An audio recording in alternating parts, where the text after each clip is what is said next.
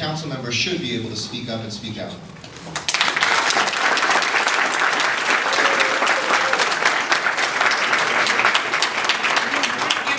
Each a minute and a half, because I know we're going to revisit this subject as well. And if you can do it in 90 seconds, I'm sure you've changed some minds here. City's budget shortfall is approaching $250 million. What has to go and what has to go up to close that? So let's start perhaps with Mr. Playtest. You want to start again. Quite frankly, this is one of the principal reasons why I'm running for office, because if it was just about maybe managing and carrying out certain programs, certain departments, I actually think the elected officials in office don't do a bad job. However, they do a very bad job in managing our finances.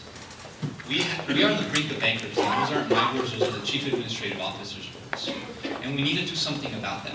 Our politicians made decisions on numbers that they didn't understand. I'm the only one that's actually worked on these fiscal and economic issues in the private sector as well as in the public sector, at the federal level, at the highest levels in the White House and the Department of the Treasury.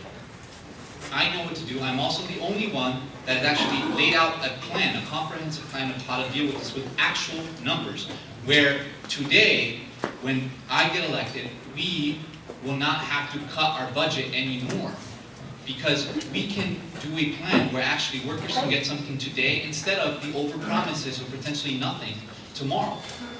It's going to be a minute and a half. You've got a minute and a half.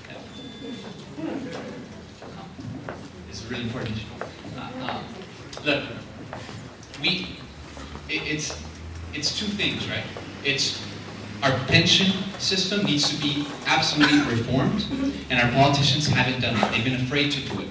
They've just given away the bank. They've given away our budget.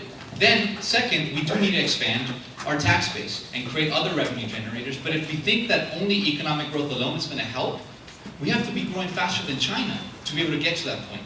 That's not going to work. We need someone who understands the numbers and is going to do something about this. Reform our pension system, and then invest, especially in the most underserved areas, so that we create a broader tax base to put ourselves back on the path to solvency. Thank you, Mr. Playtest. The pension issue has been addressed as well as the budget shortfall. We're looking this year, it was projected we were supposed to have a $1 billion deficit this year. Because the last 3 years, while some people waited by the sidelines and other people just ran away, some of us jumped into that burning house in the worst recession we faced and actually started fixing things. Dealing with eliminating 5,000 positions in our city government. Looking at increasing our pension payments from city employees. This is a tough thing to negotiate, and an even tougher thing to pass, and a tough thing to be able to look at friends squarely in the eye and say, we have to do this, to deliver that. To look at with some of our employees paying out of pocket for the first time for their health care premiums, and the more work that needs to be done there. This year we're at 212 officially, though the new report that just came out last week showed $99 million in further savings that we've achieved or new revenues from this year. So for this year we'll probably be looking at a shortfall of a little bit over $100 million. How do we do that? One, I constituted a group called Commission on Revenue Efficiency, which looked at a lot of money we were leaving on the table, from parking taxes we weren't collecting, to other innovative ways of getting our billing done, to selling our debt off in the city so that we can get at least a portion of it back. Conservatively, I think we can get $50 million from that, even though they're estimating $75 to $100 million this year coming from that. Second, moving those 70% of employees that don't pay out of pocket for their health care premiums, we've got to negotiate that and do that. Why is that important? Because if you have no skin in the game, you don't care if health care costs triple, you didn't feel it. And when we do have people paying, we can actually incentivize healthier decisions, like we'll make it a little cheaper if you quit smoking, reducing the cost for everybody, reducing the risk in the pool, and making sure we can save money. And then the use of technology. My time's up, but I showed that by moving our email to Gmail, for instance. We can be much more efficient and save millions of dollars through that, and I've identified it. Thank you. Reportedly, the 3-year projected budget shortfall deficit is $1.4 billion. I want to address something, though, that we've been hearing all the time about these so-called fixes that they claim that they've solved all these budget problems in the city of LA. You just heard about 5,000 fewer employees. You know where 1,600 of them went over the past few years? They were transferred from the general fund budget to the DWP budget. And what did those DWP employees get, the new DWP employees, when they were transferred? They got raises. DWP employees made 40% more than city employees in the general fund side doing the same job.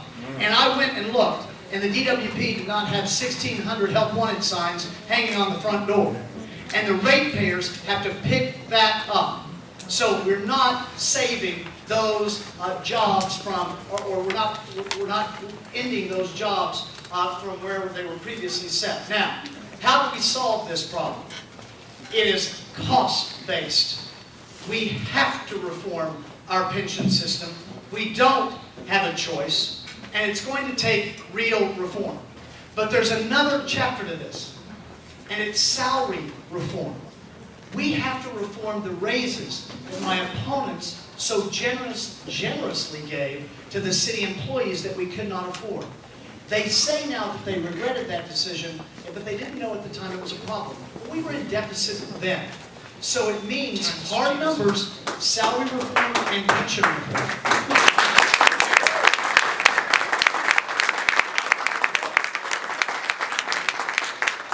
I wanted us to focus on core city services, and as mayor, I want to bring that clear, sharp focus back. But the hardest part of this is to ask our employees to cajole, to bring our employees back to the table to renegotiate their pension contributions and their health care costs. As a benchmark, fire and police already give the most. 10% on their health care costs and 11% towards their pension contributions. We have 46 collective bargaining units in the city of Los Angeles. Not all bargaining units contribute to the same levels. I believe that fire and police are the floor, not the ceiling. That is where we need to begin. And if we do that, we can save and bring about savings of about $40 plus million on an annual basis. The other pursuit would be to look at our core city services. Running the convention center is not a core city service, and in fact, maybe we're not so great at that. There may be other entities out there that can do a better job and help us generate even more revenue from the convention center, particularly if we get a new one to bring in new revenue to our general fund to pay for our core city services and to retire our structural deficit. There's a sales tax on our ballot. The mayor has endorsed it, the police chief says it will